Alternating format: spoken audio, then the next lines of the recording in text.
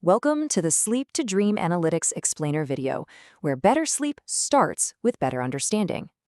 Have you ever looked at your smartwatch after a night's sleep and just wondered, how does it know? It really does feel like a bit of magic, right? But what's happening on your wrist is actually some fascinating science that's been around for decades. So let's get into it and see how it really works. I mean, think about it. You just go to bed, you wake up, and boom, there's a chart on your phone telling you all about your sleep. How on earth can a little device on your wrist with zero connection to your brain have any clue what was going on while you were unconscious? Well, the answer isn't magic. It's a technology called actigraphy.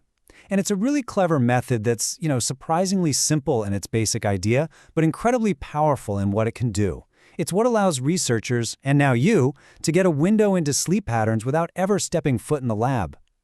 But before we can really appreciate how your watch does its thing, we've got to talk about the gold standard.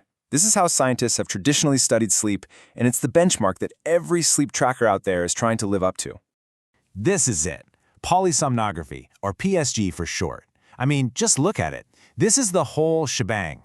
We're talking about wiring you up with sensors to measure everything. Your brain waves, your eye movements, even the tiny muscle twitches under your chin. It gives you this incredibly detailed, minute-by-minute picture of exactly what's happening in your brain. So, sounds amazing, right? But here's the catch. A PSG is pretty much the exact opposite of a normal, cozy night's sleep. You're in a strange lab, you're covered in wires. It can actually mess up your sleep. Plus, it's really expensive, and it only captures one single night, which, let's be honest, might not be your typical night anyway. And this comparison chart just lays it all out perfectly. PSG gives you that super detailed microscopic view, but from a lab.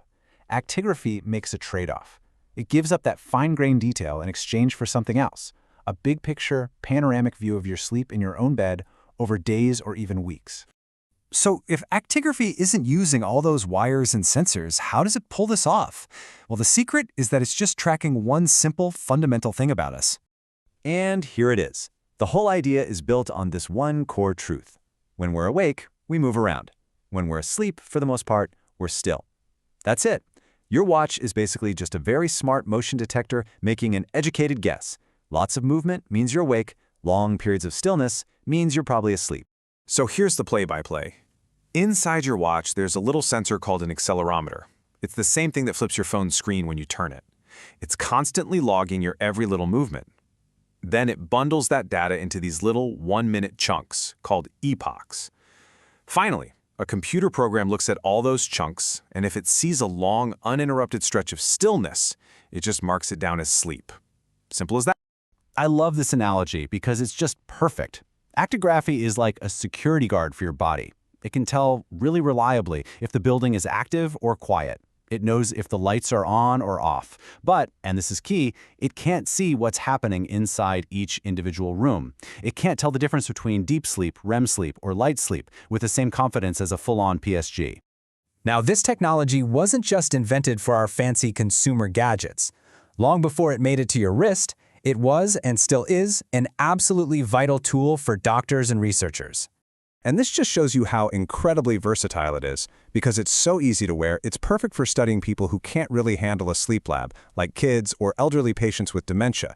It's used for everything from diagnosing insomnia and circadian rhythm problems, like shift work disorder, to tracking whether or not a treatment is actually working over several weeks.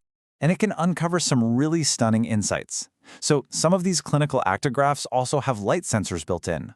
One study found that, on average, elderly subjects were only getting about 58 minutes of bright light every day.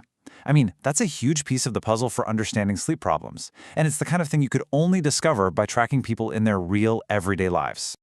Okay, so this all leads to the big question, right? If it's just tracking movement, how accurate can it really be? And the answer is, well, it kind of depends. This is its main weakness. It's Achilles' heel. Actigraphy is fantastic at knowing when you're asleep. It's not so great at knowing when you're awake, but just lying very still. Think about it. If you're in bed reading a book or watching TV, you're not moving much. So your watch often gets confused and counts that quiet, awake time as actual sleep. That said, let's be fair. For healthy adults who don't have major sleep problems, the research-grade actigraphy devices are impressively accurate. Study after study shows that their guess on sleep versus wake matches up with the gold standard PSG over 90% of the time. It really does get the big picture right. But this table really clarifies that it depends answer. When your sleep is normal and healthy, it's highly accurate. But if your sleep is broken up a lot, or like we said, if you're just lying still but you're wide awake, that's when it starts to get less reliable. It almost always overestimates how much you slept in those situations. Okay, let's bring it all back home. We've talked about the lab, the clinic, but what does all of this science actually mean for the little gadget on your wrist right now? And here is a really critical point. The tracker you buy at the store is not the same as a clinical-grade medical device. All the big brands use their own secret sauce, their own proprietary algorithms to interpret the data. And honestly, we often have no idea how well their secret formulas actually stack up against the ones that have been validated by years of research. So, what's the bottom line for you? First, don't obsess over one bad night. Look at the trends over weeks or months. Are you sleeping better on weeks when you exercise? That's the valuable insight. Second, remember, this is a wellness tool, not a medical device. It can't diagnose you with anything. And finally, put way more trust in the total sleep time number than in that detailed breakdown of deep REM and light sleep. So in the end, we're left with this question.